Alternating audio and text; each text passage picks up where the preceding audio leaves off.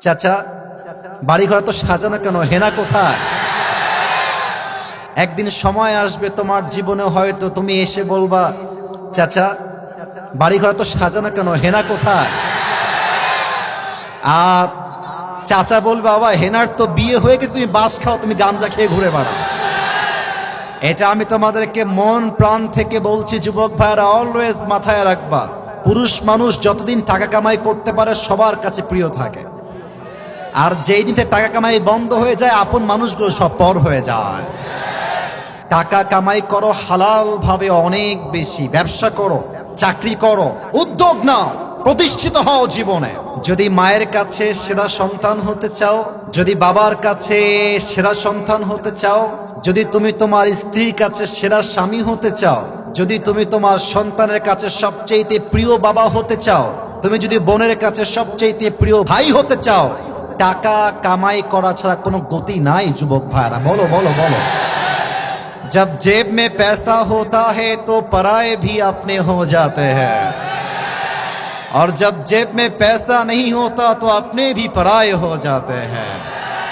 Pocket ভর্তি টাকা থাকলে ভালোবাসার মানুষের কোনো অভাব হয় না বাংলাদেশে, আর পকেট খালি হয়ে গেলে ঘরের আপন বউটাও পর হয়ে যায়।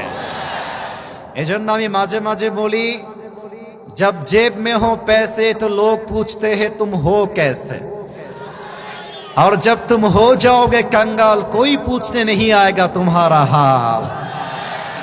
পকেট ভর্তি টাকা, বলবে হাউ আর ইউ, কেমন আছেন ভাইয়া আপনি, আর যখন পকেট খালি বলবে হু আর ইউ, তুমি কে, তোমাকে তো চিনতে পারছি না ভাই আমি। এই পুরো দেশটাই হচ্ছে টাকার খেলা।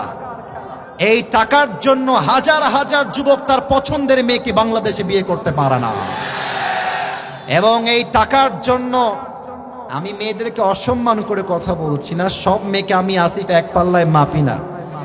অনেক মেয়ে টাকা দেখলে